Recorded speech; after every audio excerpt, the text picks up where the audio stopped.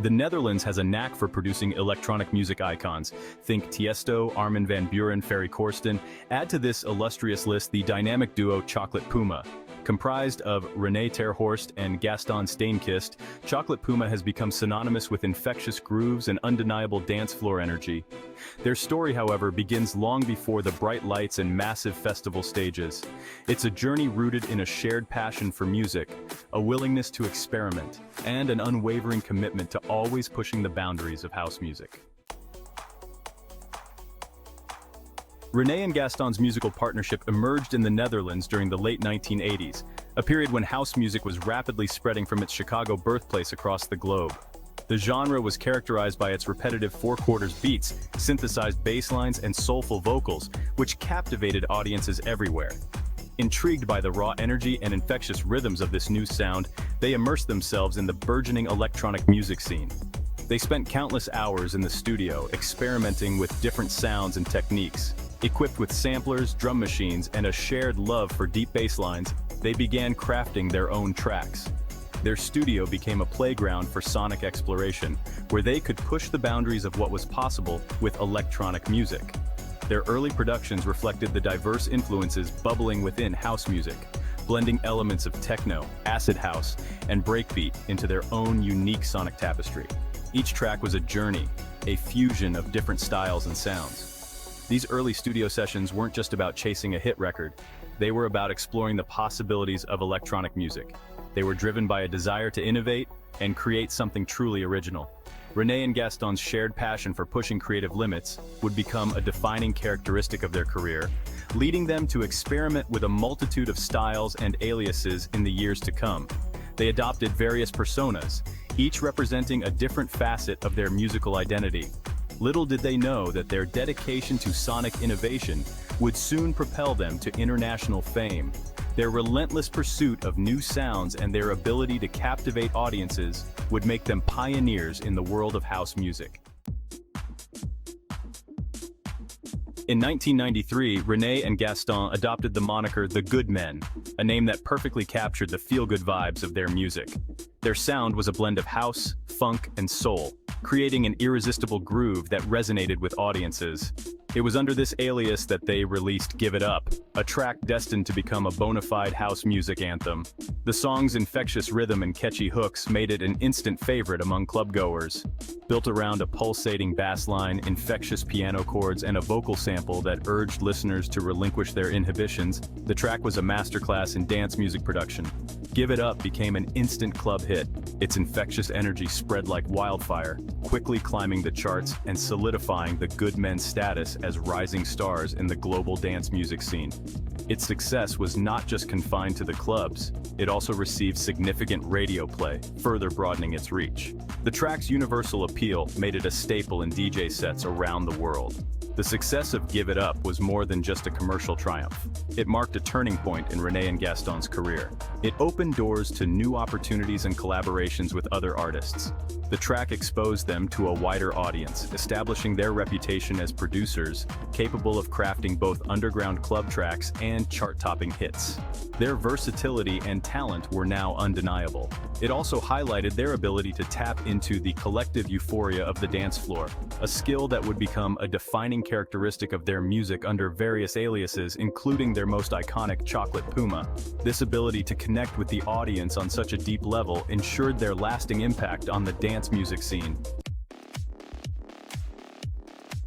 The years following Give It Up were marked by a period of intense creativity and sonic exploration. René and Gaston were not content to rest on their laurels. They were driven by an insatiable curiosity to push the boundaries of their sound. Never ones to be confined by genre conventions, René and Gaston continued to experiment under a variety of aliases, each representing a distinct facet of their musical personalities. This allowed them to explore new territories and reach different audiences. They embraced the playful and irreverent as the Good Men, creating tracks that were both fun and innovative, unleashed harder-edge techno as Zki and Dobre, pushing the limits of intensity and energy in their performances, and explored the deeper, more soulful side of house music as Jark Prongo, bringing a sense of depth and emotion to their sets. One notable alias from this era was René et Gaston, a project that allowed them to showcase their love for classic disco and funk influences, blending old-school vibes with modern production techniques. Tracks like Valet d'Alarmes and Strings of Life, René et Gaston Remix, became underground favorites, resonating with fans who appreciated their unique take on these genres. These tracks were not just popular, they were influential, helping to shape the sound of the underground music scene, demonstrating their ability to infuse familiar sounds with their own unique energy and production flair. Their remixes were known for their creativity and ability to breathe new life into existing tracks.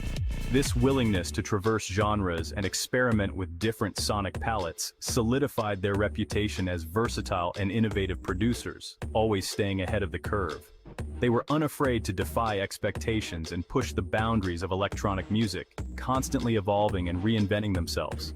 Their journey through various genres and aliases is a testament to their enduring creativity and passion for music, making them true pioneers in the electronic music scene. Hi, I'm René from Chocolate Puma. I'm Gaston from Chocolate Puma. And together I started DJing quite a while ago. Actually, I started DJing because I like music and I want to play music. So I did that for a few years and then I quit actually for a few years, and then we decided to start DJing as Chocolate Puma together and play only our own tracks. So in the beginning we're playing like 90-100% of our own tracks. This has changed now a little bit. We play like 60% of our own tracks and 40% of tracks of other people. And it's all about the music. I started DJing somewhere in the 80s, I guess, when I was around 15 or 16.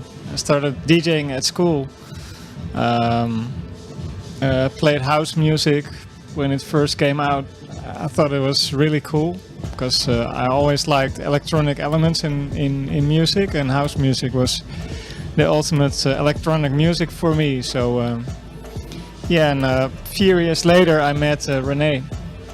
I was already making music in my bedroom with a synthesizer and a tape recorder and really basic. Then I met René, and I think that was in 1991. And then we made, well, one of our first records was Give It Up by The Good Man. And maybe some viewers know that track. It's, well, it was a Brazilian house track. And yeah, it was quite a big hit. So I was still at school. We made this record, and next thing we knew, we were in limousines in New York and in Tokyo and all over the place. Yeah. Well, first of all, we are not producing next to the DJing, but it's more the other way around. We are more producers and we also DJ. And I don't know what I'm dreaming before we start produce. I don't dream actually.